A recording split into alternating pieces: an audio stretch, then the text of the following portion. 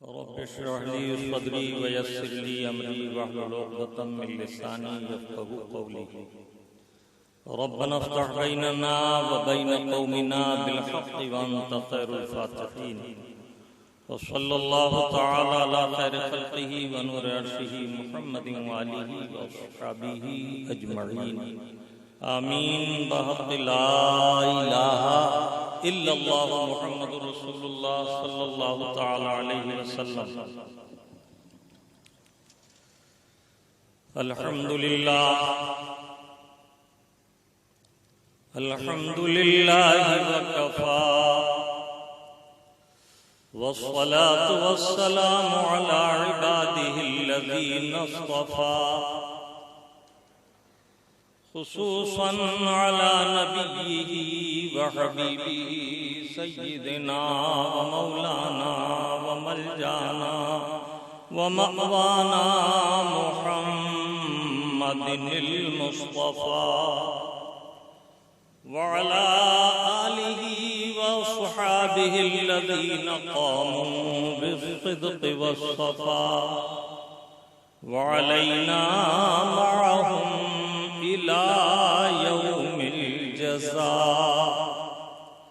أما بعد فأعوذ بالله من الشيطان الرجيم. بسم الله الرحمن الرحيم. وذكرهم بأيام الله. صدق الله المولانا العظيم وصدق رسوله النبي الأمين الكريم ونحن على ذلك ما قال من الشاهدين والشاكرين والحمد لله رب العالمين.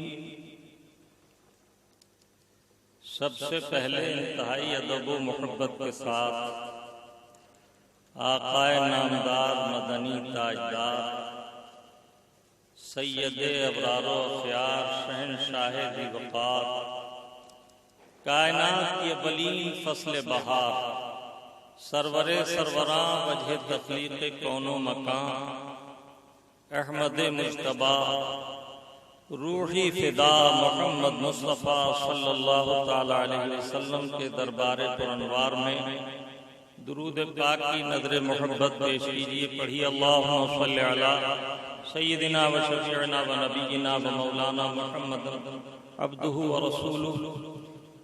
ایک مرتبہ اور بآواز بلند درود پاک بھیجیے. صلی اللہ علی النبی الامی والہ صلی اللہ علیہ وسلم. صلاۃ و سلام علیک یا سیدی یا رسول اللہ وعلی آلک و اصحابک یا حبیب اللہ. تعالی اللہ ذات مصطفیٰ کا حسن لاسانی. تعالی اللہ ذات مصطفیٰ کا حسن لاسانی کی یکجا جمع ہے جس میں تمام اوصاف امکانی دعائے یونسی خلق خلیلی صبر ایوبی جلال موسوی زہد مسیحی حسن کنعانی. بہار آئی ہوئی آراستہ پھر بزم امکانی ہوا گلزار عالم پھر جواب باغ رضوانی. کہاں کا دشت و منصور کیا برق و تجلی کیا یہ سب کچھ تھا جمال مصطفیٰ کی پرتوفشانی. حبیبی یا رسول اللہ فرش والے تیری شوکت کا علو کیا جانے. خسروا عرش پہ اڑتا ہے پھریرا تیرا. سبحان اللہ. درود پاک پھر دہرانے. صلی اللہ علی النبی الامی والہ صلی اللہ علیہ وسلم. صلاۃ و سلام علیک یا سیدی یا رسول اللہ. روز اول ہی سے دو جماعتیں رہی ہیں. ایک شیطانی جماعت اور ایک رحمانی جماعت. حزب الشیاطین اور حزب اللہ یعنی اللہ تعالیٰ عز و جل کی جماعت اور شیطانی کارکردگی کو انجام دینے والی جماعت.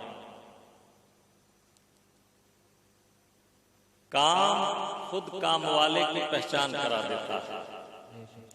جی لگائیے, ذہن حاضر کیجیے, آپ اللہ اور اللہ کے حبیب کی مجلس میں حاضر ہیں.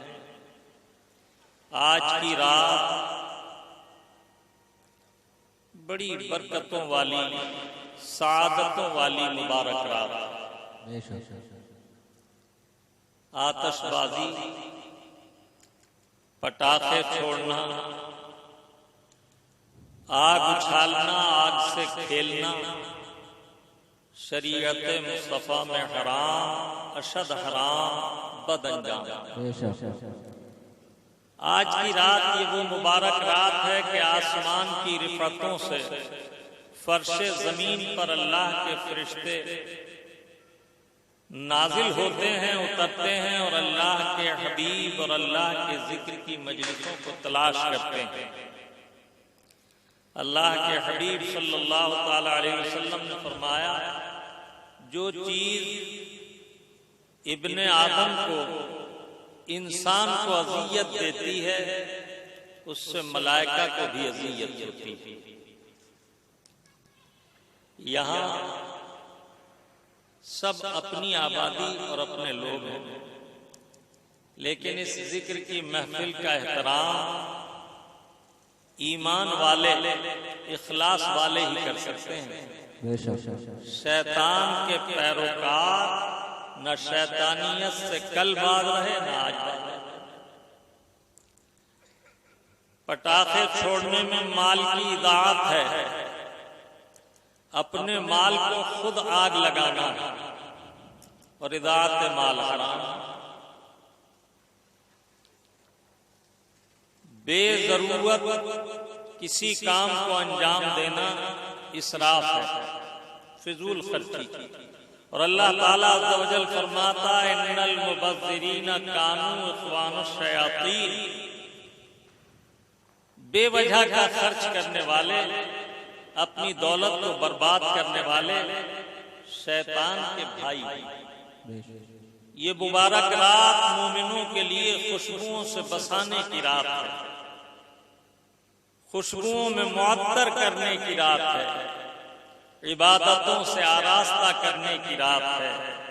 نہ یہ کہ گندک اور پٹاس کی بدبو پھیلائیں اور خود بھی ایذا پائیں، اور اللہ کے فرشتے جو مقرب مہمان زمین پر اللہ کے ذکر کے سننے کے لیے اترتے ہیں اور ذاکرین کی مجلسوں میں شامل ہو کر غفران و برکت کی دعاؤں کے لیے شرکت کرتے ہیں، انہیں ناراض کرنا ہے۔ درود پاک پڑھیے، صلی اللہ علی النبی الامی والہ صلی اللہ علیہ وسلم، صلاۃ و سلام علیک یا سیدی یا رسول اللہ وعلی آلک و اصحابک یا حبیب اللہ۔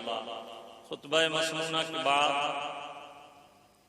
قرآن کریم فرقان حمید کی مختصر آیت کریمہ تلاوت کرنے کا شرف حاصل کیا۔ کچھ دیر اس آیت طیبہ سے اکتساب فیض کریں گے۔ اللہ رب العزت مجھے اور آپ کو حق کہنے، حق سننے اور حق پر استقامت کے ساتھ عمل کی توفیق عطا فرمائے، آمین۔ موسم میں خنقی ہے، سرد ہوا چل رہی ہے، عاشقان مصطفیٰ کا امتحان ہے، لیکن انشاءاللہ میں مختصر وقت میں کچھ ضروری معروضات پیش کر کے مجلس کو اختتام کی طرف لے جاؤں گا۔ اللہ رب العزت آپ کا آنا اور ہمارا کچھ سنانا اپنی بارگاہ میں قبول و منظور فرمائے اور دارین کی سعادتوں سے سرفراز فرمائے۔ اللہ رب العزت ارشاد فرما رہا ہے، وَذَكِّرْهُمْ بِأَيَّامِ اللَّهِ، اللہ کے دنوں کی یاد دلاتے رہو۔ اللہ تعالی عز و جل قرآن کریم فرقان حمید میں ارشاد فرما رہا ہے کہ اللہ کے دنوں کی یاد دلاتے رہو۔ سبحان اللہ۔ تمام دن اللہ تعالی عز و جل ہی کے پیدا کیے ہوئے ہیں، تو یہاں یہ فرمانا کہ اللہ کے دنوں کی یاد دلاؤ، اس سے کیا مراد ہے؟ اللہ تعالیٰ عز و جل نے جن دنوں میں اپنے محبوب بندوں پر انعام فرمایا، جن اوقات میں اپنی رحمتوں اور برکتوں اور نعمتوں کا نزول فرمایا، اور اللہ کے حبیب کی امت کو اپنی نعمتوں سے نوازا، ان برکت والے عظمت والے دنوں کو اللہ تعالیٰ عز و جل اپنی طرف منسوب کر کے ان ایام کی عظمت کو بڑھا رہا ہے۔ سبحان اللہ۔ وَذَكِّرْهُمْ بِأَيَّامِ اللَّهِ، اللہ کے دنوں کی یاد دلاتے رہو۔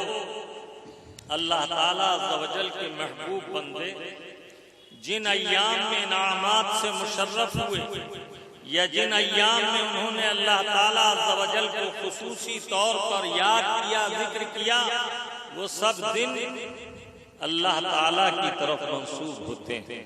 ایام اللہ، اللہ تعالیٰ عز و جل نے اس آیت طیبہ میں ان مبارک دنوں کی یاد تازہ کرنے کا حکم فرمایا۔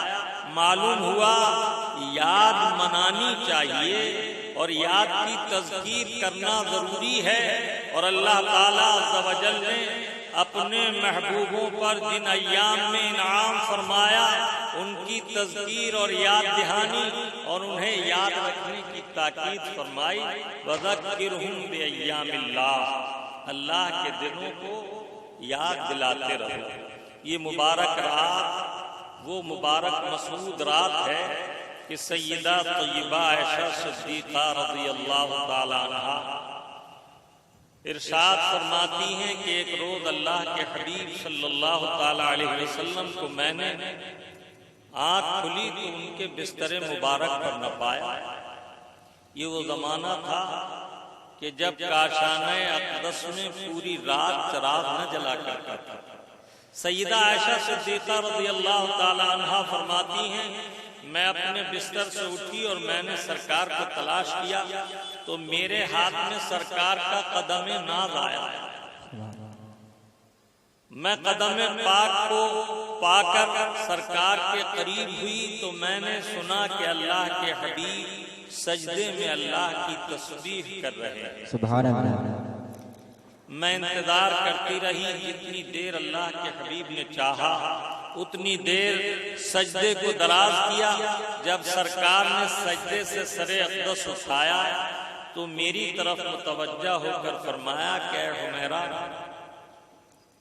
تمہیں معلوم ہے کہ آج کون سی رات ہے؟ میں نے عرض کیا اللہ اور اللہ کا رسول زیادہ جانتا ہے۔ اللہ کے حبیب صلی اللہ تعالی علیہ وسلم نے ارشاد فرمایا آج کی رات یہ شب برات ہے، لیلۃ مبارکۃ، یہ برکت والی رات ہے۔ اللہ کے حبیب صلی اللہ تعالی علیہ وسلم نے اس برکت والی رات کے تعلق سے ارشاد فرمایا کہ یہ وہ رات ہے کہ اول شب ہی سے اللہ تعالیٰ عز و جل سمائے دنیا کی طرف نزول جلال فرماتا ہے اور اپنے بندوں کو رحمت کی ندائیں کی جاتی ہیں۔ ہے کوئی مغفرت کا چاہنے والا کہ میں اس کی بخشش کر دوں؟ ہے کوئی مریض شفا کا طلبگار کہ میں اسے شفا بخشوں؟ اللہ کے حبیب اسی طرح بیان فرماتے رہے۔ پھر ارشاد فرمایا کہ اس رات اللہ تعالیٰ عز و جل اپنے بندوں کی بہت زیادہ کثرت سے مغفرت فرماتا ہے۔ سبحان اللہ۔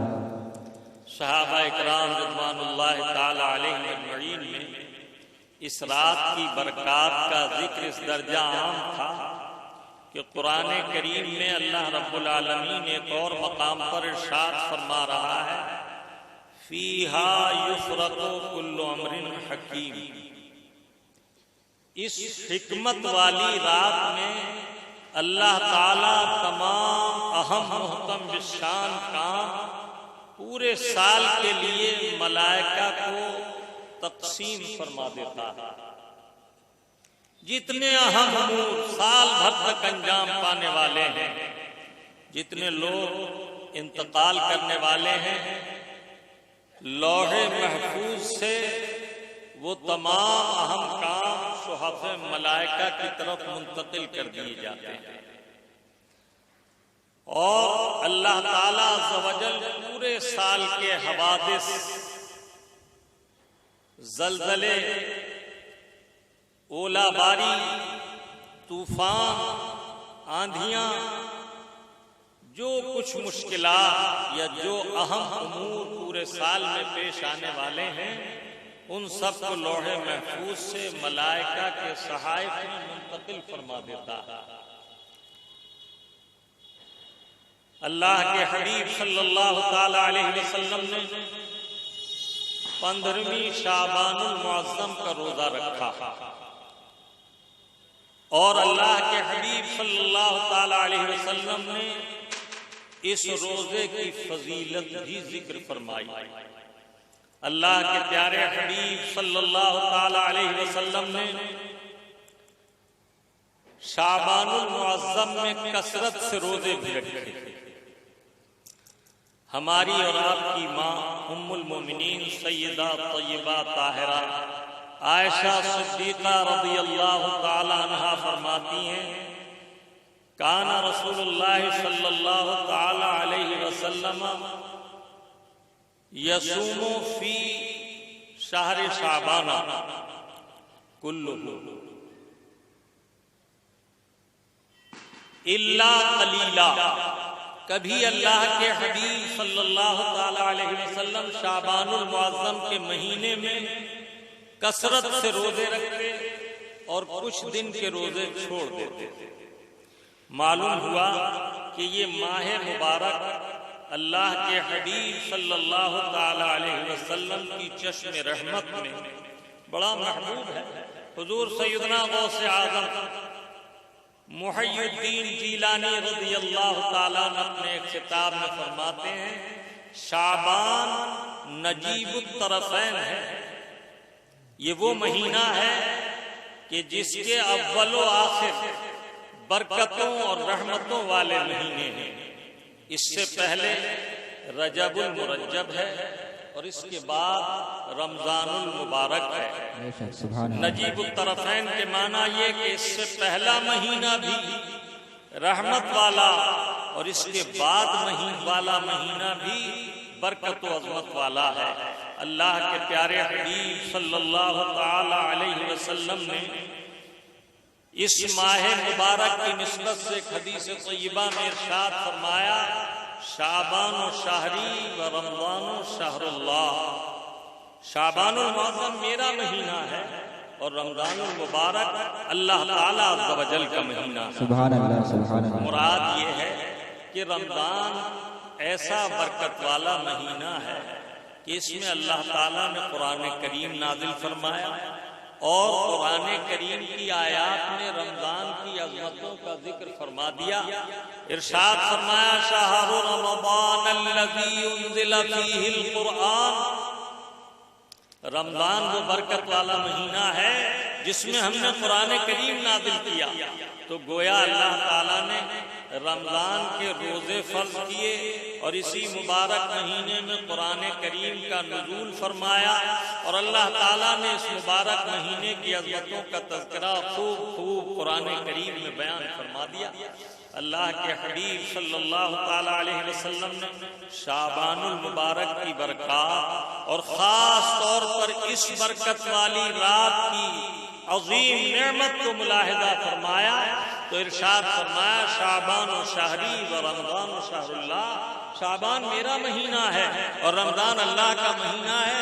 مراد یہ ہے کہ اللہ کے حبیب یہ کلام ارشاد فرما کر مہینے اور دن تو سب اللہ کے ہیں اور اللہ کی عطا سے اس کے حبیب کے ہیں۔ یہ انعام ہے مصطفیٰ پر خدا کا، سبحان اللہ۔ یہ انعام ہے مصطفیٰ پر خدا کا کہ سب کچھ خدا کا ہوا مصطفیٰ کا۔ سبحان اللہ۔ اللہ کی عطا سے، سب اللہ تعالیٰ کی عطا سے اس کے حبیب پاک کے ہیں، تو دن اور مہینے اللہ اور اللہ کے رسول ہی کے ہیں۔ پھر یہ فرمانا کہ رمضان اللہ کا مہینہ ہے اور شعبان میرا مہینہ ہے، اس میں حکمت یہ ہے کہ رمضان کی عظمتیں تو قرآن کریم سے ظاہر و باہر ہیں۔ میری امت اس ماہ مبارک کے خاص ایام اور لیالی سے بے خبر نہ رہ جائیں۔ میں اس کی نسبت اپنی طرف ذکر کر دوں تاکہ میرے غلام اس کی برکتوں کے حصول کے لیے خواہی نہ خواہی متوجہ ہوں اور خیال کریں کہ جب ہمارے آقا نے اس مہینے کو اپنی طرف منسوخ فرمایا تو ضرور اس میں کچھ خصوصیات بلا کسی تکلف کے کہیے کہ اللہ کی عطا سے اس مبارک مہینے میں یہ ایسی شرف والی رات ہے کہ اس پر سینکڑوں راتیں قربان، اور اللہ کے حبیب صلی اللہ تعالی علیہ وسلم نے خود اس مبارک رات کی اور آنے والے کل جو 15 شعبان المعظم ہے اس دن کی عظمت کو بیان فرمایا۔ ابن ماجہ کتب احادیث میں 6 کتابیں صحاح ستہ کہلاتی ہیں، بخاری و مسلم، نسائی، ابن ماجہ، ابو داؤد و ترمذی شریف۔ یہ 6 کتابیں صحیحین کہلاتی ہیں، گویا اس میں اللہ کے حبیب کی پائے کی احادیث طیبات کو جمع کیا گیا ہے۔ باعتبار راوی کے بھی حدیث کی ثقاہت کا پتہ چلتا ہے۔ حضرت سیدنا ابو بکر صدیق رضی اللہ تعالیٰ عنہ جو آقا نعمت صلی اللہ تعالی علیہ وسلم کے رفیق خاص ہیں، انہوں نے اس مبارک رات سے متعلق ارشاد فرمایا، عن ابی بکر الصدیق رضی اللہ تعالی عنہ، گویا اس حدیث کے راوی سرکار ابو بکر صدیق رضی اللہ تعالی عنہ۔ قال قال رسول اللہ صلی اللہ تعالی علیہ وسلم، قوموا لیلۃ النصف من شعبان فإنما ليلة مباركة فإن الله تعالى يقول فيها هل من مستغفر فاغفر له۔ حضرت ابو بکر صدیق رضی اللہ تعالیٰ عنہ روایت کرتے ہیں کہ اللہ کے حبیب صلی اللہ تعالیٰ علیہ وسلم نے فرمایا کہ شعبان المعظم کی 15ویں شب، جو رات چاند کی تاریخ کے اعتبار سے آج ہے، سرکار فرماتے ہیں اس رات کو اٹھو آدھی رات سے، اس لیے کہ یہ رات بڑی برکتوں والی رات ہے، اور اللہ تعالیٰ عز و جل اس مبارک رات میں ندا فرماتا ہے، کمال کرم سے اپنے بندوں پر انتہائی احسان فرماتا ہے۔ کیا ارشاد فرماتا ہے؟ یقول فیہا حل من مستغفر، کیا کوئی ہے مجھ سے مغفرت طلب کرنے والا؟ فاغفر لہ، اگر وہ مغفرت طلب کرے تو میں اسے بخش دوں۔ سبحان اللہ۔ اللہ کے حبیب صلی اللہ تعالی علیہ وسلم فرماتے ہیں بندہ گناہ کرتا ہے لیکن جب اپنے مولا کی بارگاہ میں رجوع لاتا اور استغفار کرتا اور سچی توبہ کرتا ہے تو اللہ کریم اپنے فضل سے اسے ایسے گناہ بھی معاف فرما دیتا ہے جو اسے ہلاک کرنے والے ہیں، اور اس کے بعد اس کا حال یہ ہوتا ہے کہ جس نے گناہ سے سچی توبہ کر لی تو میرے آقا اس کو بشارت دیتے ہیں التائب من الذنب کمن لا ذنب لہ، جس نے گناہ سے سچی توبہ کر لی وہ گناہ سے ایسا صاف و پاک ہو گیا گویا اس نے گناہ کیا ہی نہیں۔ سبحان اللہ۔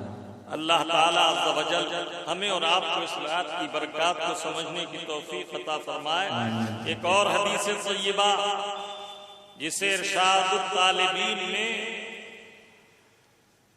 نقل فرمایا، اللہ کے پیارے حبیب صلی اللہ تعالی علیہ وسلم فرماتے ہیں قال رسول اللہ صلی اللہ تعالی علیہ وسلم طوبى لمن يعمل في ليلة النصف من شعبان خيرا، خوشخبری ہے اسے جس نے رمضان کی 15ویں رات میں کوئی عمل خیر کیا۔ سبحان اللہ۔ اللہ کے حبیب جسے خوشخبری سنائیں، طوبہ جسے بشارت دے، اس سے زیادہ سعادت مند کون ہو سکتا ہے؟ تو گویا یہ رات اللہ کے ذکر کی رات ہے، اللہ کی حمد و ثنا کی رات ہے، اور اللہ تعالیٰ عز و جل سے توبہ و استغفار کرنے کی رات ہے۔ اللہ کے حبیب صلی اللہ تعالی علیہ وسلم نے ارتداد سے متعلق بشارت دیتے ہوئے ارشاد فرمایا، قال رسول اللہ صلی اللہ تعالی علیہ وسلم ان اللہ یرحم وساط امتی فی لیلۃ النصف من شعبان بعدد شعور اغنام بنی کلب و بنی ربیع و مضر۔ سبحان اللہ۔ معاصر امام بخاری حضرت امام ترمذی رحمت اللہ تعالی علیہ اس حدیث طیبہ کو ترمذی شریف میں نقل فرماتے ہیں۔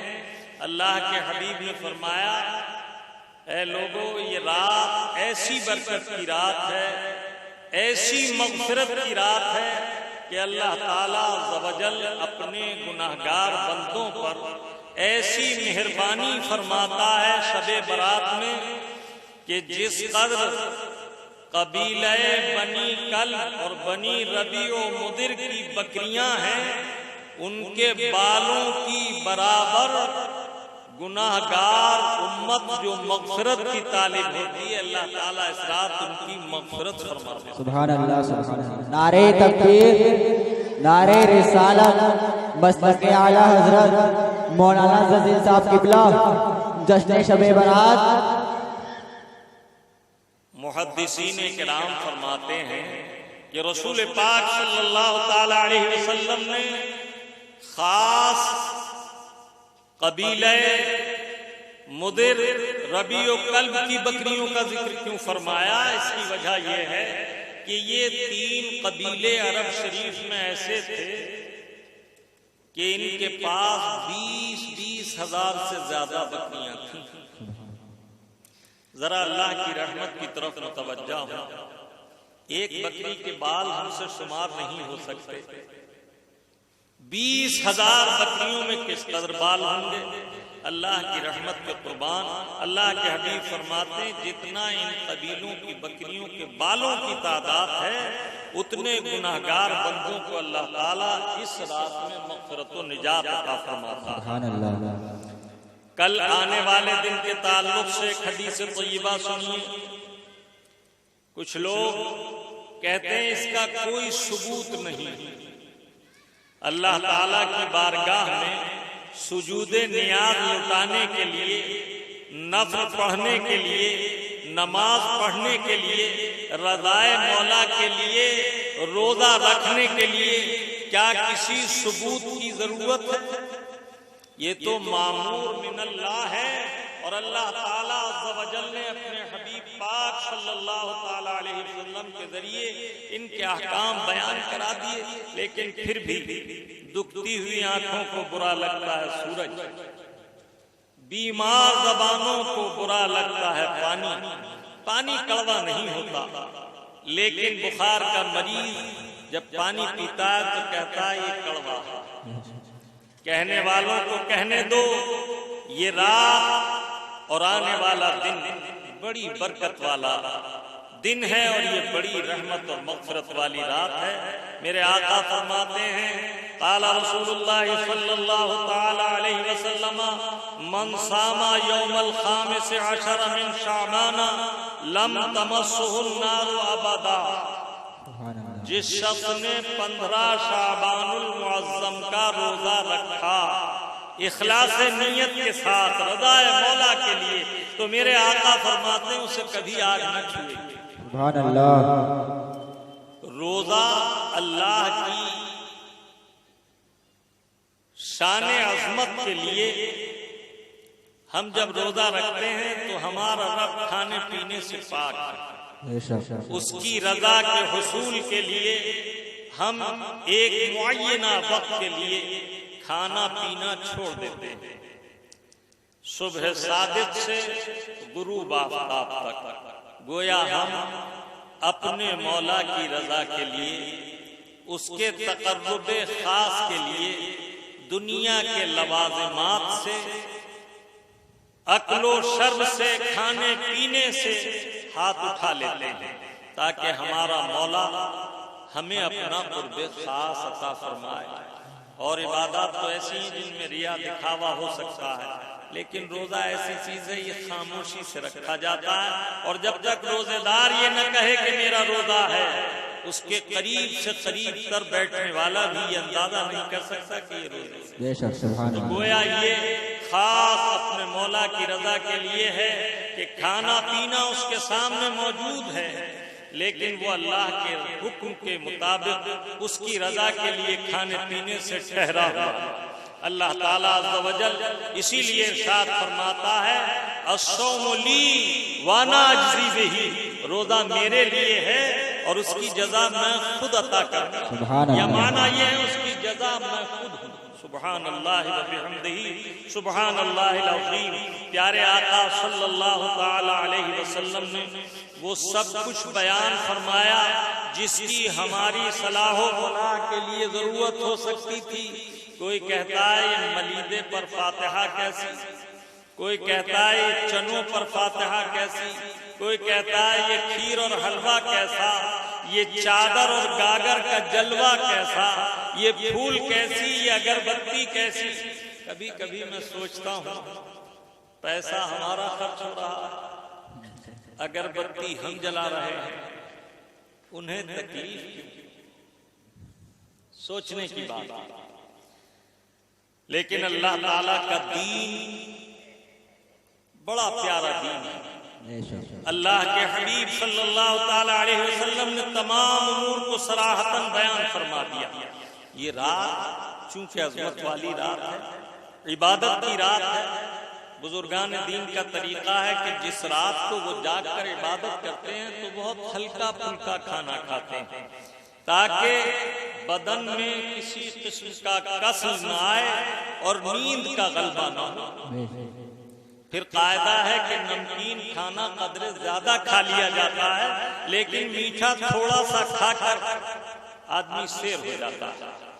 تو بزرگوں نے قلیل مقدار میں کھانے کی وجہ سے اس مبارک شخص کے کھانے کے لیے جو تیاری کی تو حلوہ بنایا ہے۔ لطیف غذا ہے، ہلکی غذا ہے، میٹھا تھوڑا سا کھانے پر سیر ہو جاتا ہے انسان تو کم کھا کر رات کے جاگنے کے لیے کسل سے بچنے کی تیاری۔ اور اس کے علاوہ یہ کہ بزرگوں نے حکمت جانی کہ اللہ کے حبیب صلی اللہ تعالی علیہ وسلم نے حدیث طیبہ میں ارشاد فرمایا، اور یہ حدیث بخاری شریف کی ہے، قال رسول اللہ صلی اللہ تعالی علیہ وسلم المومن حلو ويحب الحلوى، مومن حلاوت ایمان والا، ایمانی مٹھاس والا ہے اور اسے میٹھا پسند ہے۔ شاذ و نادر ہی کوئی ایسا شخص ہوگا جسے میٹھا دل سے پسند نہ ہو۔ دیکھیے یہ ہمارے حاجی صاحب تو میٹھے کے ذکر پر ہی مسکرانے شروع ہو گئے۔ زندگی بھر گلاب جامن کا شوق رہا، کیوں نہ مسکرائیں گے؟ تو یہ اللہ تعالیٰ عز و جل کا انعام ہے کہ ہم اہل سنت کے لیے یہ پیاری پیاری غذائیں ہیں۔ تو گویا اس کی ایک وجہ یہ بھی ہوئی کہ مومن حلوہ پسند کرتا ہے، میٹھی چیز پسند کرتا ہے، اور یہ رات ایصال ثواب، فاتحہ و نیاز، اپنے وہ بھائی جو دنیا سے چلے گئے ان کے لیے یہ رات قرآن کریم پڑھ کر، صدقہ کر کے، خیرات کر کے ایصال ثواب کرنے کی رات۔ تو ایک کام ہی نہیں کہ ہم نے قلیل غذا کھانے کے لیے حلوہ بنایا، بلکہ دوسرا کام قند مقرر یہ ہے کہ فاتحہ شیرینی پر دی جاتی ہے، تو حلوہ بنے گا تو ہم اپنی دنیا سے جانے والے عزیز و اقارب کی فاتحہ خوانی بھی کر لیں گے۔ سبحان اللہ۔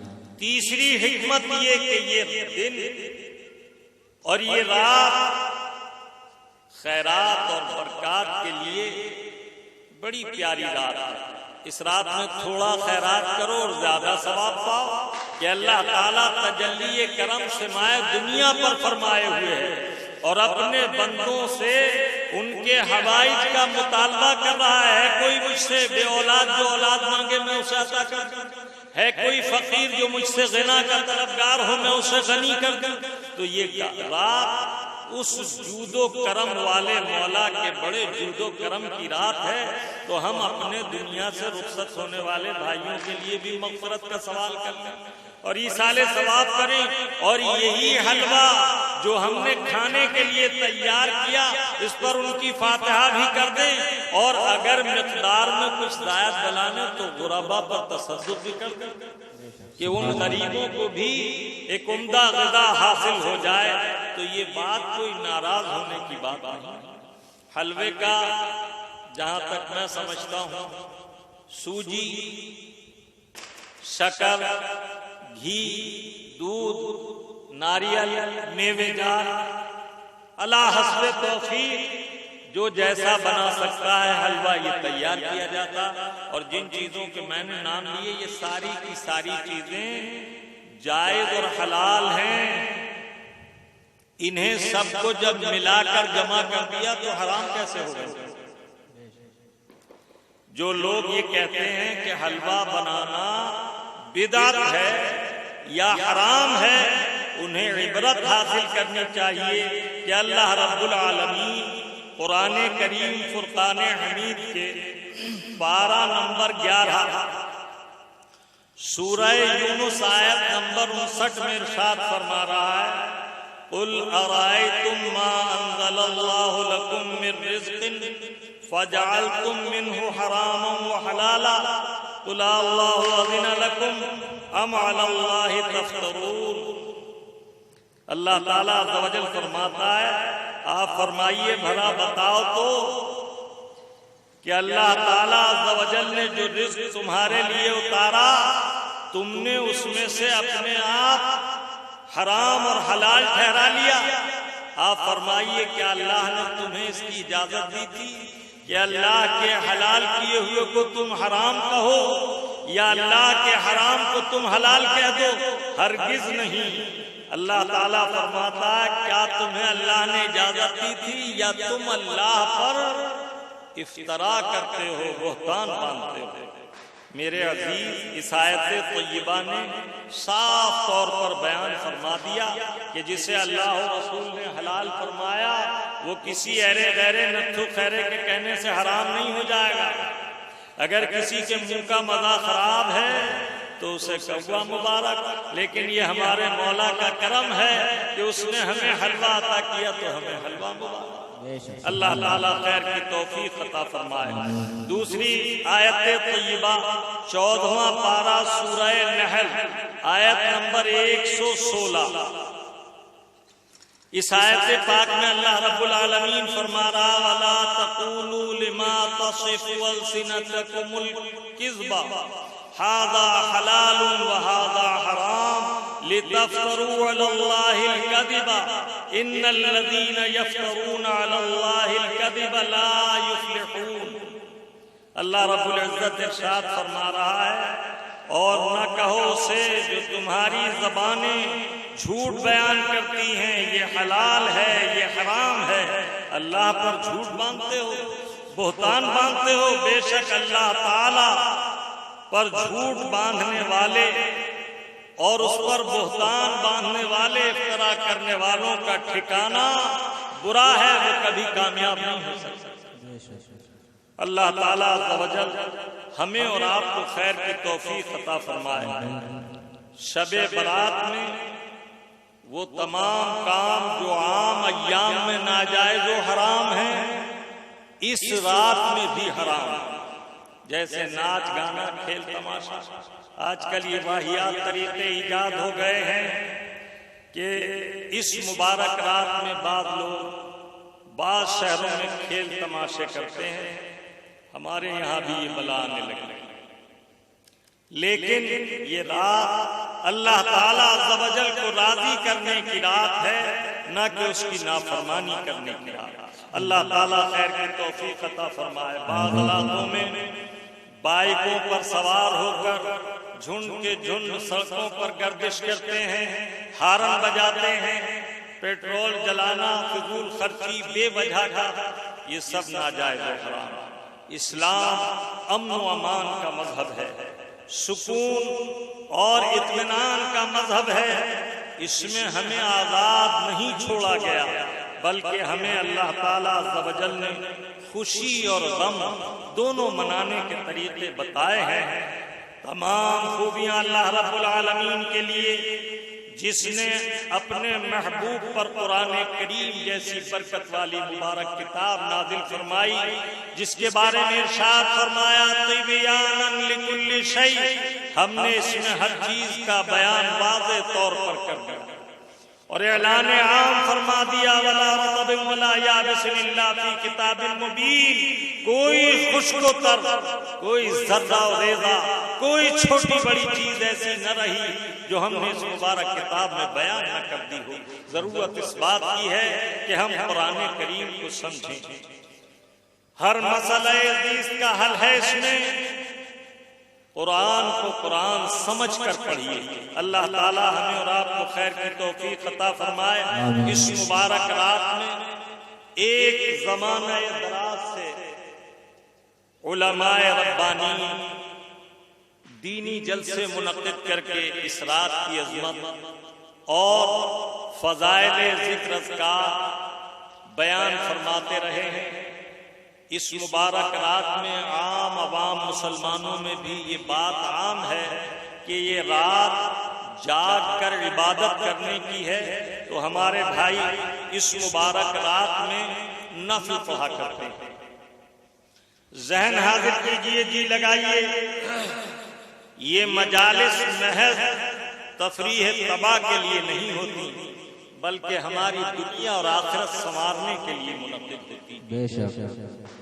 جتنی دیر آپ اس مجلس میں ہیں گویا جنت کے باغیچے میں، سبحان اللہ۔ جتنی دیر آپ ایک ایک کلمہ حکمت اللہ اور رسول کا کلام سن رہے ہیں گویا سال ہا سال کی عبادتوں کا چند کلمات کے سننے میں مل رہا ہے۔ سبحان اللہ۔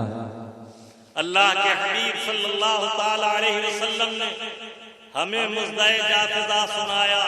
قال رسول اللہ صلی اللہ تعالی علیہ وسلم کلمات و حکمت یسمعها الرجل خیر له من عبادت السنة والجلوس عند مذاکرة العلم ساعة خیر من عتق رقبہ۔ کہیے سبحان اللہ۔ میرے آقا فرماتے ہیں علم کی مجلس میں ایک کلمہ حکمت سننا ایک سال کی عبادت سے افضل ہے۔ سبحان اللہ۔ ایک کلمہ حکمت کیا ہے؟ سبحان اللہ، الحمدللہ، ما شاء اللہ، اللہ اکبر۔ یہ تمام کلمات حکمت ہے۔ سبحان اللہ ایک کلمہ حکمت، الحمدللہ ایک کلمہ حکمت، اللہ اکبر ایک کلمہ حکمت، ماشاءاللہ ایک کلمہ حکمت۔ ایک کلمہ سنا ایک سال کی عبادت کا ثواب ہے۔ بعض نادان ان مجلسوں کو بھی بدعت اور ناجائز کہتے ہیں۔ کاش وہ قرآن کریم کو دیکھیں اور سمجھیں۔ پھر میں یہی عرض کروں گا، دکھتی ہوئی آنکھوں کو برا لگتا ہے سورج، بیمار زبانوں کو برا لگتا ہے پانی، اللہ اور اللہ کے حبیب کا ذکر تو بڑا لذیذ، بڑا عزیز اور مومنوں کے قلوب کو راحت اور اطمینان بخشنے والا ہے۔ خود اللہ رب العزت ارشاد فرماتا ہے الا بذکر اللہ تطمئن القلوب، خبردار اللہ کے ذکر ہی سے دلوں کو چین آتا ہے۔ اور اللہ کے حبیب کا نام پاک، دیکھو دلائل الخیرات شریف، سرکار کے بہت سارے نام ہیں پیارے پیارے، ان میں ایک نام ذکر اللہ بھی ہے۔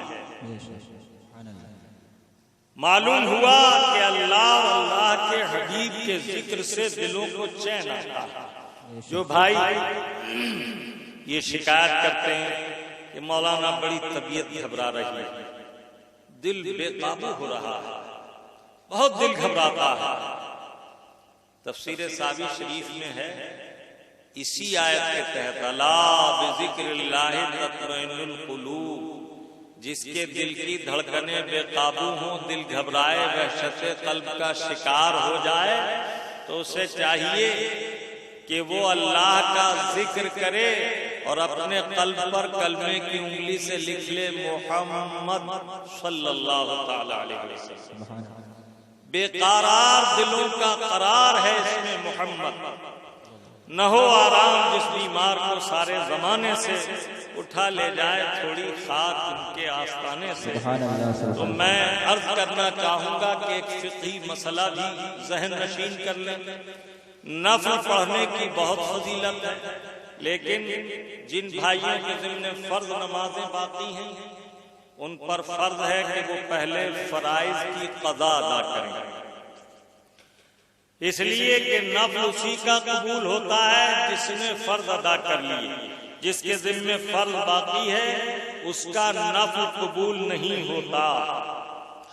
حضرت صدر الشریعہ علیہ رحمت و رضوان بہار شریعت میں یہ مسئلہ تحریر فرماتے ہوئے لکھتے ہیں، قضا نمازیں نوافل سے اہم اور اعظم ہیں۔ جس وقت نفل پڑھتا ہے نفل چھوڑ کر اس کے بدلے قضا نمازیں پڑھے تاکہ بری ذمہ ہو جائے۔ البتہ رمضان شریف کی تراویح اور 12 رکعتیں سنت مؤکدہ، جس میں 2 فجر کی سنتیں، 6 ظہر کی سنتیں، 2 مغرب کی سنتیں اور 2 عشاء کی سنتیں، انہیں ترک نہ کرے۔ علامہ ابن عابدین شامی رحمت اللہ تعالی علیہ اپنے فتاوی میں تحریر فرماتے ہیں، قال فی المزمرات الاستغفال بقضاء الفوائد، الاشتغال بقضاء الفوائد اولا واہم من النوافل الا سنن المفروضہ وصلاۃ الضحیٰ۔ یعنی مزمرات جو فقہ کی اہم کتاب ہے اس میں ہے کہ جو شخص نفل پڑھنا چاہتا ہے اگر اس کے ذمہ فرض نماز باقی ہو تو پہلے فرض کی قضا ادا کرے، کہ یہ نوافل سے کہیں زیادہ اہم و اعظم ہے۔ اور فرماتے ہیں علاوہ اس کے کہ وہ سنن مفروضہ صلاۃ الضحیٰ، یعنی وہ سنتیں جو مؤکدہ ہیں جو ابھی میں نے ذکر کی، اور نماز عید الاضحیٰ کے یہ واجب ہے 2 رکعت۔ فرماتے ہیں اس کے علاوہ باقی نوافل کی جگہ اسے چاہیے کہ وہ فرض کی قضا ادا کرے۔ اس کے ساتھ ساتھ یہ سمجھ لیجئے کہ جو شخص ایسا نہیں کرتا تو گویا اس کے نفل اس وقت تک قبول نہ ہوں گے جب تک وہ اپنے ذمہ جو فرض باقی ہے اسے ادا نہ کرے۔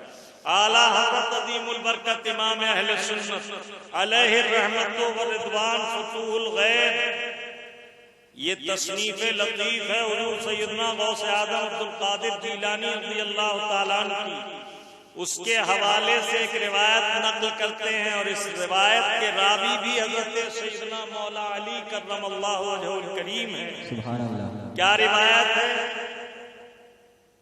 فَإِنِ اشْتَغَلَّ بِالسُّنَنِ وَالنَّوَافِلِ قَبْلَ الْفَرَائِضِ لَمْ يَقْبَلْ مِنْهُ وَأَحْيَنَ، یعنی جو شخص فرض نمازوں کے فوت ہونے کے باوجود نفل میں یا سنت غیر مؤکدہ میں منہمک ہوتا ہے تو اللہ تعالیٰ فرضوں سے پہلے پڑھے گئے نفل اس کے قبول نہیں فرماتا، بلکہ اللہ تعالیٰ عز و جل اسے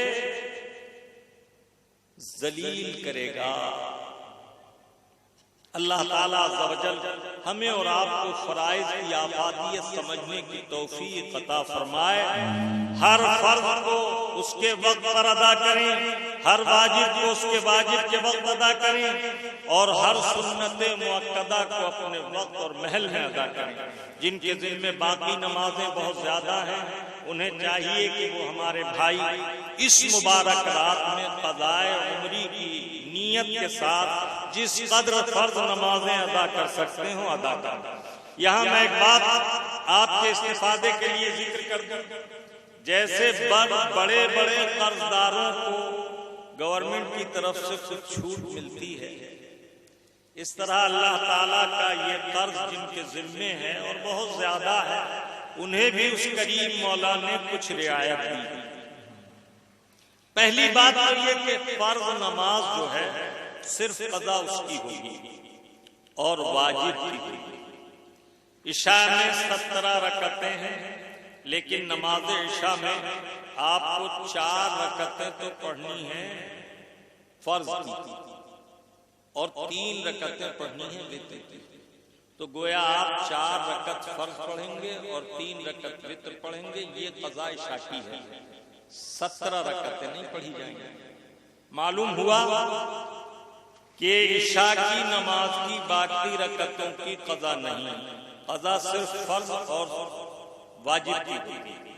مغرب کے 3 فرض کی قضا ہوگی، سنت مؤکدہ کی بھی قضا نہیں، علاوہ فجر کی سنت مؤکدہ جو اسی دن کی قضا ہو، اگر ظہر سے پہلے آپ ادا کر رہے ہیں تو آپ وہ سنتوں کی بھی قضا ادا کریں گے۔ یہ قضا کا طریقہ ہے ادا کرنے کا۔ اب اس کا طریقہ یہ کہ آپ نے 15 سال کی عمر میں آپ پر نماز فرض ہوئی، لیکن آپ نے نماز سے غفلت برتی اور بہت ساری نمازیں سال 2 سال کی آپ کے ذمہ قضا ہو گئیں، تو اب آپ کو پڑھنے کے طریقے میں بھی رعایت دی گئی۔ 4 رکعت نماز فرض کی نیت کی آپ نے، اللہ اکبر کہا، کھڑے ہو گئے۔ اب آپ تعوذ و تسمیہ، ثنا، الحمد شریف اور مختصر چند آیتیں پڑھیں اور رکوع میں جائیں۔ رکوع میں پوری طرح جا کر ایک بار کہیں سبحان ربی العظیم اور پھر کھڑے ہو جائیں سمع اللہ لمن حمدہ۔ پھر اللہ اکبر کہتے ہوئے آپ ربنا ولک الحمد، اللہ اکبر کہتے ہوئے سجدے میں جائیے۔ جب سجدے میں پیشانی ٹک جائے تو ایک بار کہیے سبحان ربی الاعلی، اس کے بعد اٹھ جائیے، پھر دوبارہ اللہ اکبر کہہ کے سجدے میں جائیے تو پھر ایک بار کہیے سبحان ربی الاعلی۔ دوسری رکعت بھی اسی طرح پڑھیں، الحمد کے بعد مختصر قرأت، پھر رکوع و سجود۔ اب تشہد میں بیٹھیں، التحیات پڑھ لیا، اس کے بعد کھڑے ہو جائیے۔ تشہد پورا پڑھنے کے بعد کھڑے ہوں اتنی دیر جتنی دیر میں آپ سبحان اللہ کہہ لیں اور فوراً رکوع میں چلے جائیے۔ ایک بار سبحان ربی العظیم، پھر اٹھیے رکوع سے، تسبیحات کہتے ہوئے سجدے میں جائیے، ایک بار سبحان ربی الاعلی۔ تیسری رکعت میں آپ نے کچھ نہیں پڑھا، تھوڑی دیر قیام کیا، قیام فرض تھا۔ اس کے بعد چوتھی رکعت میں بھی یہی کریں گے، سیدھے کھڑے ہوں اتنی دیر جتنی دیر میں سبحان اللہ کہہ سکتے ہیں، پھر رکوع کیجیے، پھر سجدہ کیجیے۔ اب تشہد میں بیٹھے، تشہد میں تحیات پڑھنے کے بعد صلی اللہ علیہ وآلہ وسلم یہ آپ نے پڑھا اللہم اغفر لی، السلام علیکم ورحمۃ اللہ، السلام علیکم ورحمۃ اللہ۔ میں نے 4 رکعت نماز کی ادا کا طریقہ آپ کو بتا دیا۔ 2 رکعت کی ادا کا طریقہ وہی ہے جو ابھی ذکر ہوا، پہلی 2 رکعتوں کا۔ عشاء کے وتر کی بھی قضا کی جائے گی۔ جتنی نمازیں آپ سے ضائع ہوئی ہیں ان کی قضا فرض ہے۔ آپ کی عبادات اسی وقت قبول ہوں گی جب ان نمازوں کی آپ قضا کر لیں گے۔ فقہائے کرام رضوان اللہ تعالی علیہم اجمعین کی صراحت موجود ہے۔ جس بھائی کو اور زیادہ کچھ معلوم کرنا ہو وہ سوال کر کے معلوم کر سکتے ہیں، میں انشاءاللہ جواب تسلی بخش دیتا ہوں۔ آپ چند آیات طیبات اور سماعت کریں۔ آج کل ہماری حالت یہ ہے کہ حصول دنیا میں ہم پوری طرح مستغرق ہیں۔ یہ جلسے اصلاح حال کے ضامن ہیں، ان جلسوں میں اصلاح حال کی سخت ضرورت ہوتی ہے۔ آپ کا پیارا رب عز و جل ارشاد فرماتا من کان یرید حرث الآخرۃ نزد لہ، جو شخص ہم سے آخرت کا طالب ہوتا ہے تو ہم اس کی آخرت میں اسے زیادہ نفع دیتے ہیں۔ نزد لہ فی حرثہ، ہم اس کی کاشت میں آخرت کے لیے اضافہ کر دیتے ہیں۔ ومن کان یرید حرث الدنیا نؤتیہ منہا، اور جو دنیا میں ہم سے زیادہ نفع چاہتا ہے اسے کچھ دنیا عطا کرتے ہیں. وما له فی الآخرۃ من نصیب، لیکن اس کے لیے جو طالب دنیا ہے آخرت میں کوئی خاص حصہ نہیں. معلوم ہوا کہ یہ جو اس زمانے میں حرص دنیا کا غلبہ ہے یہ اچھا نہیں، بلکہ دنیا اس قدر حاصل کرنا کافی ہے کہ ہم اپنی ضروریات دنیاوی حوائج کو پورا کریں، اور حاجتوں کی لمبی فہرست نہ ہونی چاہیے بلکہ اپنی ضروریات کو مختصر کریں.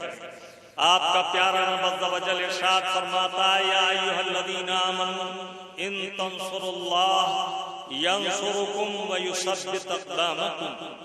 اے ایمان والو، اگر تم اللہ کی مدد کرو گے، اس کے دین کی نصرت و حمایت کرو گے تو اللہ تمہاری مدد کرے گا اور تمہارے قدموں کو جما دے گا. اور اللہ تعالیٰ عز و جل نے ایک آیت طیبہ میں خاص موبائل والوں سے کلام فرمایا. اللہ رب العزت فرماتا لا خیر فی کثیر من نجواہم الا من امر بصدقۃ او معروف او اصلاح بین الناس. کان میں جو ہم بات کرتے ہیں اسے عربی میں نجوا کہتے ہیں. کسی صاحب کا نام نجوا ہو تو وہ پریشان ہے. کان میں جو بات ہم کرتے ہیں، سرگوشی کرتے ہیں، اسے عربی میں نجوا کہا جاتا ہے. اور موبائل سے کان کے ذریعے بات ہوتی. تو آپ کا پیارا رب عز و جل فرما رہا ہے کہ کانوں میں سرگوشیاں، کانوں میں باتیں کرنے میں کوئی خاص فائدہ نہیں ہے. الا من امر بصدقۃ، علاوہ اس کے کہ وہ جو شخص کان میں بات کرے تو کوئی بھلی اچھی بات کرے. یہ جو گھنٹوں کھمبے کے نیچے کھڑا ہے اور سامنے کوئی نہیں، بتیانے کی آواز آ رہی ہے، یہ نہ سمجھے کہ میں اکیلا ہوں. وقت بہت ہو گیا ورنہ میں کچھ آیات پیش کرتا، پھر کسی دن انشاءاللہ موقع ہوا تو کروں گا. جب ایک آدمی بات کرتا ہے تو اللہ تعالیٰ فرماتا ہے جو کانوں میں سرگوشی کرتا ہے وہ یہ نہ سمجھے کہ وہ صرف اس سے سرگوشی کرتا ہے جس کے کان میں بات کرتا ہے، بلکہ تیسرا میں ہوتا ہوں. گویا اللہ تعالیٰ ایک آیت طیبہ میں فرمایا یہ جو تم اپنے بستروں میں سرگوشیاں کرتے ہو میں یہ سنتا ہوں. تو جو لحاف میں کمبل میں بتیاتے ہیں نوجوان، وہ یہ نہ سمجھیں کہ اللہ تعالیٰ اسے نہیں سنتا. معاذ اللہ، وہ سننے والا دانا بینا ہے، دیکھتا بھی ہے، سنتا بھی ہے. تو آپ کا رب فرماتا ہے کانوں میں باتیں کرنے میں کوئی خاص بھلائی نہیں ہے. الا من امر بصدقۃ، علاوہ اس کے کہ کوئی اچھی بات کا تم حکم کرو، صدقے کا حکم کرو، او معروف او اصلاح بین الناس، یا امر بالمعروف یا لوگوں کے درمیان اصلاح کی کوئی بات کرو. اس کا مطلب یہ موبائل کے استعمال کا بھی زیادہ حق علماء ہی کو. آپ کہیں گے یہ بڑی عجیب بات کہتے ہیں. علماء کے موبائل زیادہ تر اسی کام میں آتے ہیں کہ ان سے مسائل پوچھے جاتے ہیں اور وہ اس کا جواب دیتے ہیں. دنیاوی باتوں میں وقت ضائع کرنا بے مقصد ہے. وَمَن يَفْعَلْ ذَلِكَ ابْتِغَاءَ مَرْضَاتِ اللَّهِ فَسَوْفَ نُؤْتِيهِ أَجْرًا عَظِيمًا. اللہ تعالیٰ عز و جل ارشاد فرماتا جو شخص بیہودہ سرگوشیوں سے بچے گا اور امر بالمعروف بھلائی کا حکم دینا، نہیں عن المنکر برائی سے روکنے کی بات کرے گا، خالصاً اللہ کی رضا کے لیے، تو اللہ وعدہ فرماتا ہے قریب ہم اسے بڑا اجر و ثواب عطا کریں گے. ایک بات یہ کہ بعض لوگ کہتے ہیں علماء ہر وقت نصیحت اور دین کی بات کرنا چاہتے ہیں. آپ کا پیارا رب عز و جل ارشاد فرماتا کنتم خیر امت اخرجت للناس، تم بہترین امت ہو، اللہ تعالیٰ نے لوگوں میں سے تمہیں چن لیا ہے، منتخب کر کے نکالا ہے. کیوں نکالا ہے؟ تَأْمُرُونَ بِالْمَعْرُوفِ وَتَنْهَوْنَ عَنِ الْمُنْكَرِ، تاکہ تم لوگوں کو بھلائی کا حکم دو اور برائی سے منع کرو. تؤمنون باللہ، کیوں؟ اس لیے کہ تم اللہ پر ایمان رکھتے ہو. اور اللہ رب العزت فرما رہا ہے وَلْتَكُن مِّنكُمْ أُمَّةٌ يَدْعُونَ إِلَى الْخَيْرِ، تم میں سے ایک جماعت ہونی چاہیے، کچھ لوگ منتخب ہونے چاہیے جو تمہیں بھلائی کا حکم دیں اور خیر کی طرف بلائیں. یأمرون بالمعروف، وہ حکم کرتے رہیں نیکیوں کا. وینہون عن المنکر، اور برائیوں سے روکتے رہیں، بچاتے رہیں.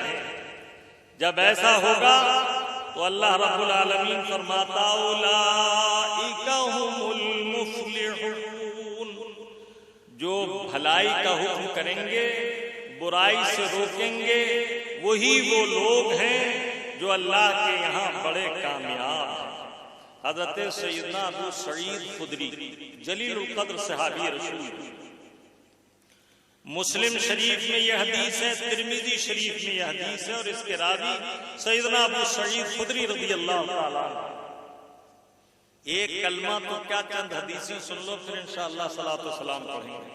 میرے آقا فرماتے ہیں ان ابی سعید الخدری من رأى منکم منکرا فلیغیرہ بیدہ وإن لم يستطع فبلسانہ وَإِن لَّمْ يَسْتَطِعْ فَبِقَلْبِهِ وَهَذَا ضَعْفُ الْإِيمَانِ.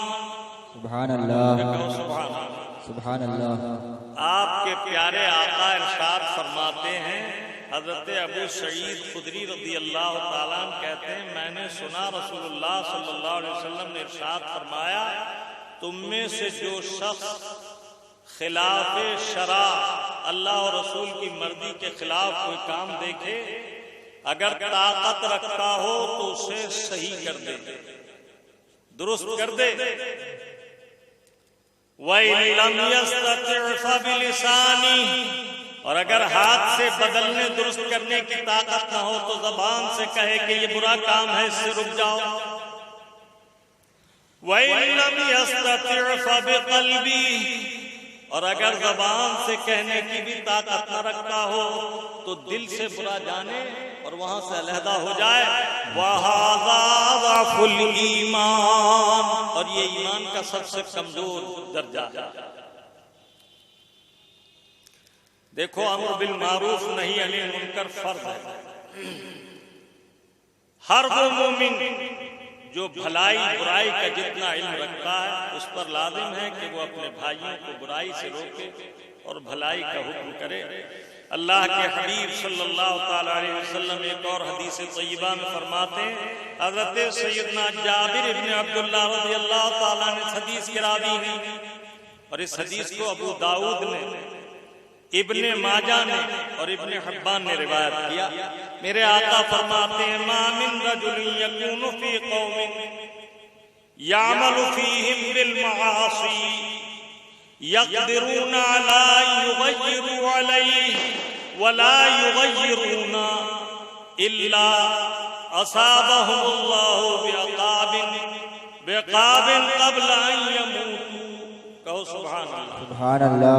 حضرت جابر بن عبداللہ کہتے ہیں میں نے رسول اللہ صلی اللہ تعالی علیہ وسلم کو فرماتے ہوئے سنا کہ کسی ملت میں، کسی قوم میں، کسی محلے میں، کسی جماعت میں لوگ رہتے ہوں اور ان میں کوئی شخص گناہ کا کام کرتا ہو، گناہ کرتا ہو، اور وہ لوگ اسے گناہ سے روکنے پر قدرت اور طاقت رکھتے ہوں، سمجھائیں گے تو رک جائے گا، باز آ جائے گا، اور وہ باوجود طاقت رکھنے کے اسے گناہ سے نہ روکیں تو اللہ کے حبیب فرماتے ہیں کہ ان قریب ان سب پر مجموعی عذاب آئے گا.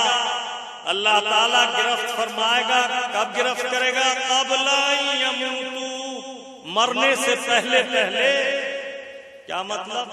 فقہ میں بتایا گیا ہے کہ جو گناہ چپکے چپکے کوئی کرتا ہے تو اس کا وبال اسی پر ہوتا ہے، اور جو کھلم کھلا اعلانیہ گناہ کرنے لگے تو اب جو لوگ ان میں صاحب حیثیت ہیں. جیسے بیٹا گڑبڑ کر رہا تو باپ کی حیثیت ہے کہ وہ اسے روک. اسی طرح بڑے بھائی کی حیثیت ہے کہ چھوٹے بھائی غلطی پر ہوں تو انہیں روکے.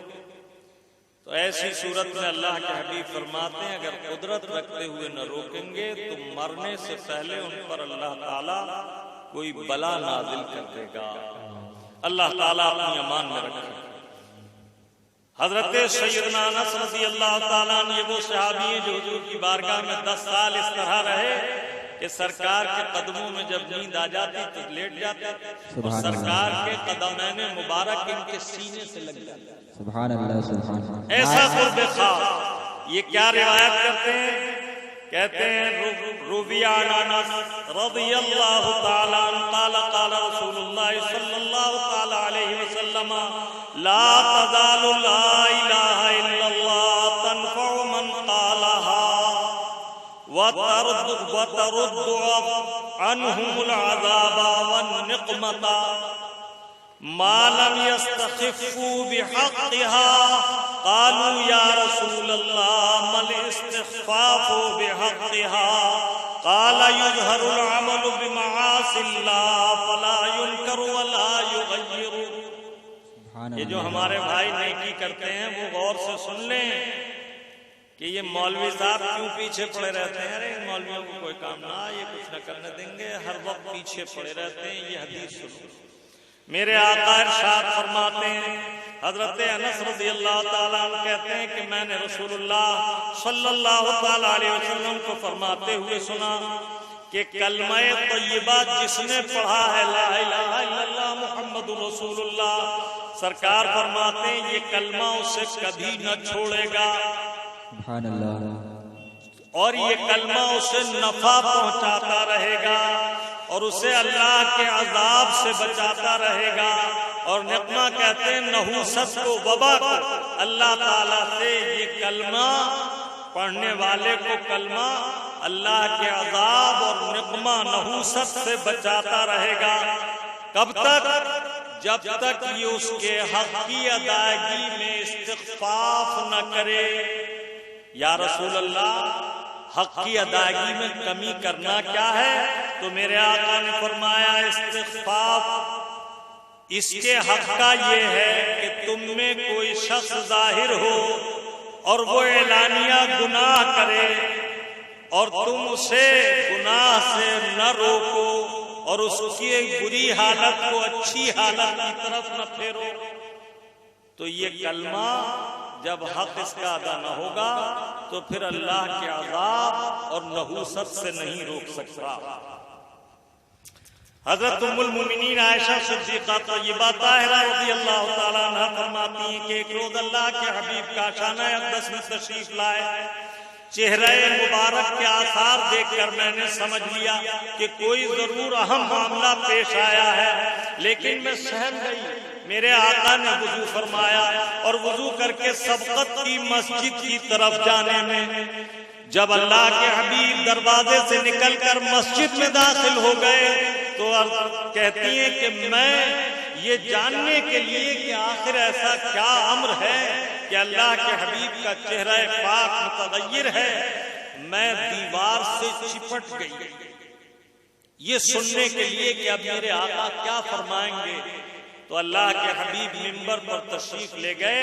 اب ہماری ماں ام المومنین عائشہ صدیقہ طیبہ طاہرہ فرماتی ہیں فحمد اللہ واثنى علیہ ما شاء، جس قدر چاہا. اللہ کے حبیب نے پہلے اللہ کی حمد و ثنا بیان فرمائی اور اس کے بعد میرے آقا نے کیا فرمایا؟ سرکار نے ارشاد فرمایا یقول اللہ تبارک و تعالی لکم مروا بالمعروف ونہوا عن المنکر قبل ان تدعوا فلا اجیب لکم ولا تسولون ولا تسألونی فلا اعطیتم وتستنصرونی فلا انصرکم فما زاد علیہن حتی نزلا. حضرت ام المؤمنین فرماتی ہیں کہ اللہ کے حبیب نے منبر پر حمد و ثنا کے بعد فرمایا کہ اے لوگو، اللہ تعالیٰ عز و جل نے حکم فرمایا ہے کہ تم ایک دوسرے کو نیکی کا حکم کرتے رہو اور برائی سے روکتے رہو۔ اگر تم نے ایسا نہیں کیا تو تم دعا مانگو گے لیکن تمہاری دعا قبول نہ ہوگی۔ تم اللہ تعالیٰ سے اپنی مرادیں مانگو گے لیکن تمہیں عطا نہ کیا جائے گا۔ پھر تم مجھ سے مدد طلب کرو گے لیکن میں تمہاری مدد نہ کروں گا۔ اس سے اندازہ کیجئے کہ امر بالمعروف نہی عن المنکر کا درجہ کیا ہے۔ یہ جو آج کل معاملہ ہے، بیٹا 2 بجے گھر میں آ رہا، ابا سو رہے ہیں، انہیں پتہ نہیں دروازہ کب کھلا، کب آ کر یہ کمرے میں داخل ہو گیا۔ برگے حنا پہ لکھتا ہوں میں درد دل کی بات، برگے حنا پہ لکھتا ہوں میں درد دل کی بات، شاید کہ رفتہ رفتہ رگے دل ربا کی بات۔ اشاروں میں بات سمجھو۔ عربی مقولہ ہے الکنایۃ اسرح من التصریح۔ میرے آقا نے ایک حدیث میں فرمایا سب سے بہتر مومن وہ ہے جو عشاء کی نماز پڑھ کے اپنے بستر پر آرام کرے اور شب کے آخری حصے میں اٹھ جائے اور اس وقت اللہ کا ذکر کرے، اس وقت نماز کا قیام کرے جس وقت لوگ منام میں ہوں، سوئے ہوئے ہوں۔ سبحان اللہ۔ القیام عند اللہ والناس فی المنام۔ اس کا قیام ایسا ہو کہ لوگ پڑے سو رہے ہوں لیکن وہ اپنے مولا کو منا رہا ہو، اسے راضی کر رہا ہو۔ سبحان اللہ۔ لوگ کہتے ہیں مولانا بڑے سختی کے ساتھ احکام بیان کرتے ہیں، ان لوگوں کو یہی کام ہے۔ دین سے بیداری کا حال یہ ہو گیا کہ 6 کلمے یاد نہیں لیکن فلمی گانے خوب یاد۔ اللہ تعالی ہمارے حالوں پر رحم فرمائے۔ میرے عزیز، ہمارے ساتھ بڑی مجبوری ہے۔ اللہ رب العزت کے پیارے حبیب صلی اللہ تعالی علیہ وسلم ارشاد فرماتے ہیں، قال رسول اللہ صلی اللہ تعالی علیہ وسلم اذا ظہر الفتن او قال البدع ولم يظهر العالم علمه لن يقبل الله منه صرفا ولا عدلا۔ اللہ کے حبیب نے فرمایا کہ جس وقت کوئی فتنہ ظاہر ہو، دین کے خلاف کوئی بات آ جائے اور عالم اپنے علم کے مطابق حکم نہ سنائے تو اللہ تعالیٰ نہ اس کا فرض قبول کرے گا، نہ نفل قبول کرے گا، نہ روزہ، نہ نماز، نہ حج، نہ زکات۔ اور میرے آقا فرماتے ہیں قال رسول اللہ صلی اللہ تعالی علیہ وسلم مروا بالامر والمعروف وانہوا عن المنکر۔ ایک دوسرے کو نیکی کا حکم دیتے رہو، برائی سے روکتے رہو، یہ تمہارے اوپر فرض ہے۔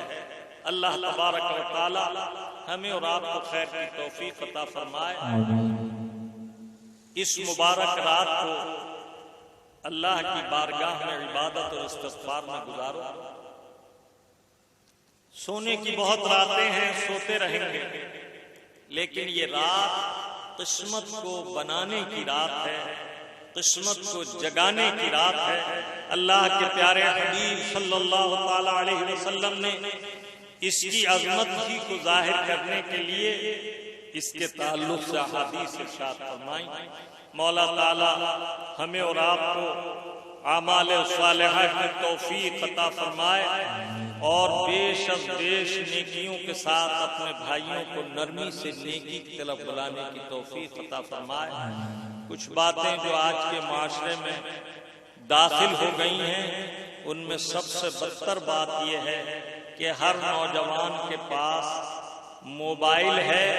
موبائل کا ہونا اصلاً بری بات نہیں، لیکن اس سے فلمی نغمات، موسیقی، گانے سننا، میوزک سننا، یہ حرام، اشد حرام، بد انجام ہے۔ اللہ تعالیٰ عز و جل کانوں سے بھی سوال کرے گا۔ آنکھ، ناک، کان، زبان، اعضائے جسم سے سوال ہوگا۔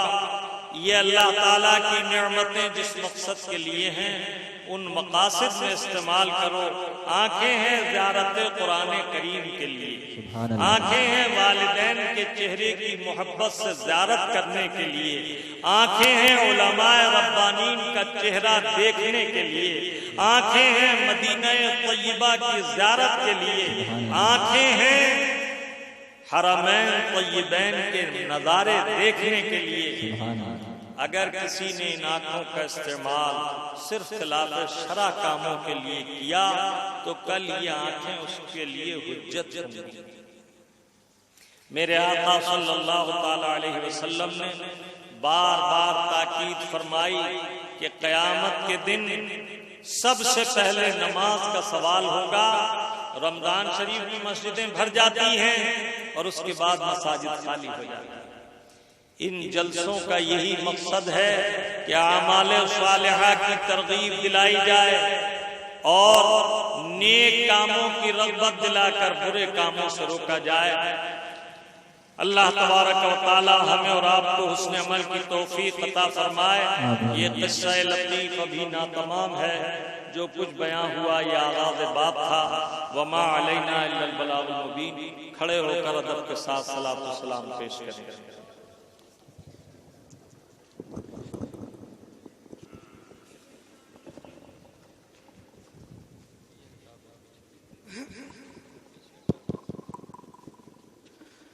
مصطفیٰ جانے رحمت لاکھوں سلام، مصطفیٰ جانے رحمت پہ لاکھوں سلام، شمع بز میں ہدایت پہ لاکھوں سلام، شمع بز میں ہدایت پہ لاکھوں شہریار ادم تاجدار حرم، شہریار ادم تاجدار حرم، نوبہار شفاعت پہ لاکھوں سلام، نوبہار جس طرف اٹھ گئی دم میں دم آ گیا، جس طرف اٹھ گئی دم میں دم آ گیا، اس نگاہ عنایت پہ لاکھوں سلام، اس نگاہ پتلی پتلی گلے قدس کی پتیاں، پتلی پتلی گلے قدس کی پتیاں، ان لبوں کی نزاکت پہ لاکھوں سلام، ان لبوں کی ایک میرا ہی رحمت میں دعویٰ نہیں، ایک میرا ہی رحمت میں دعویٰ نہیں، شاہ کی ساری امت پہ لاکھوں سلام، شاہ کی ساری امت پہ کاش میں حشر میں جب ان کی آمد ہو، اور کاش میں حشر میں جب ان کی آمد ہو، اور بھیجے سب ان کی شوکت پہ لاکھوں سلام، بھیجے سب ان کی مجھ سے خدمت کے قدسی کہے گا رضا، مجھ سے خدمت کے قدسی کہے گا رضا، مصطفیٰ جانے رحمت پہ لاکھوں سلام، شمع بز میں وہ رضا جس نے لکھا یہ پیارا سلام، وہ رضا جس نے لکھا یہ پیارا سلام، گنبد اعلیٰ حضرت پہ لاکھوں سلام، گنبد جانشین رضا شاہ اختر رضا، جانشین رضا شاہ اختر رضا، ان کی نورانی صورت پہ لاکھوں سلام، ان کی نورانی صورت پہ جس نے بد مذہبوں کے قلعے ڈھا دیے، جس نے بد مذہبوں کے قلعے ڈھا دیے، ہمت اعلیٰ حضرت پہ لاکھوں سلام، ہمت اعلیٰ حضرت پہ لاکھوں سلام، مصطفیٰ جانے رحمت پہ لاکھوں سلام، شمع بز میں ہدایت